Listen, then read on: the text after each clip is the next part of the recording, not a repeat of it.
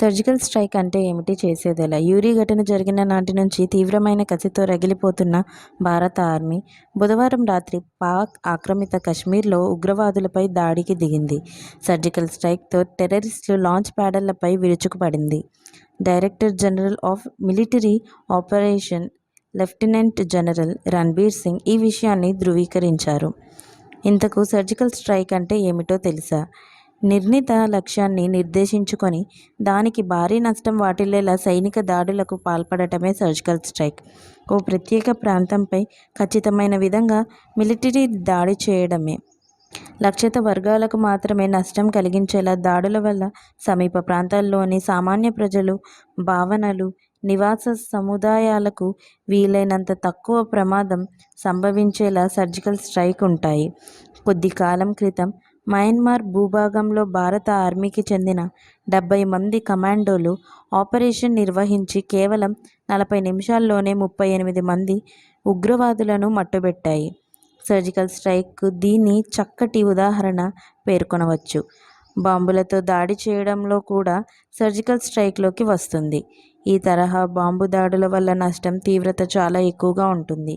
2003 తొలినాళ్లలో ఇరాక్పై యుద్ధం సమయంలో అమెరికా బలగాలు బగ్దాద్పై బాంబుల వర్షం కురిపించాయి. ప్రభుత్వ కార్యాలయాలు, మిలిటరీ టార్గెట్లపై అమెరికా ఓ పద్ధతి ప్రకారం దాడులు చేసింది. ఇది కూడా సర్జికల్ స్ట్రైక్లోకి వస్తుంది. బిన్ లాడెన్ను మట్టుబెట్టడం కూడా సర్జికల్ స్ట్రైక్లో భాగమే. వాస్తవాధీన రేఖ వెంబడి నక్కి ఉన్న ఉగ్రవాదులు జమ్మూ కాశ్మీర్, భారత నగరాలపై దాడులకు సిద్ధంగా ఉన్నారనే సమాచారం భారత ఆర్మీ వద్ద ఉంది. దీంతో సైన్యం సర్జికల్ స్ట్రైక్ రూపంలో పాక్ ఆక్రమిత కశ్మీర్లోని ఉగ్రవాదుల లాంచ్ ప్యాడర్లపై దాడికి దిగింది.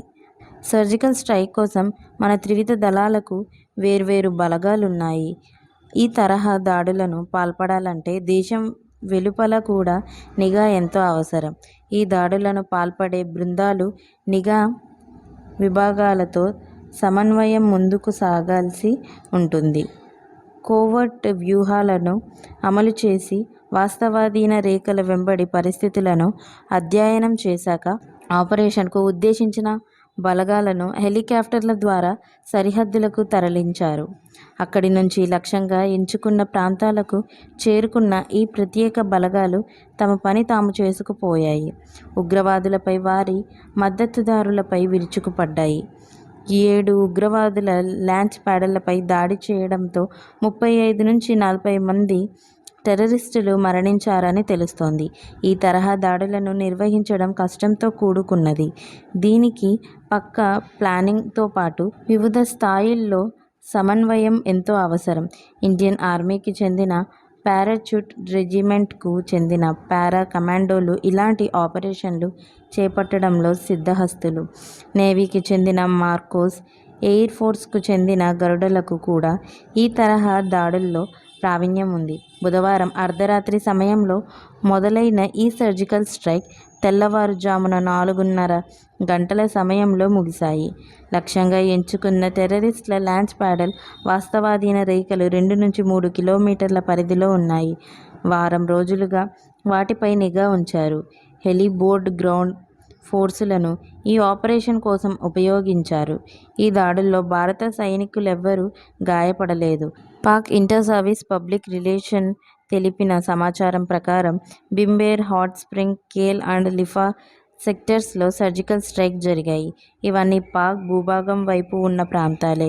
ఈ దాడుల విషయమై భారత సైన్యం ముందుగానే పాక్కు సమాచారం ఇచ్చింది. మీకు మా వీడియోస్ కనుక నచ్చినట్లయితే ఇలాంటి మరెన్నో విషయాలు తెలుసుకోవాలనుకుంటే డూ సబ్స్క్రైబ్ టు సమాజం ముచ్చట్లు.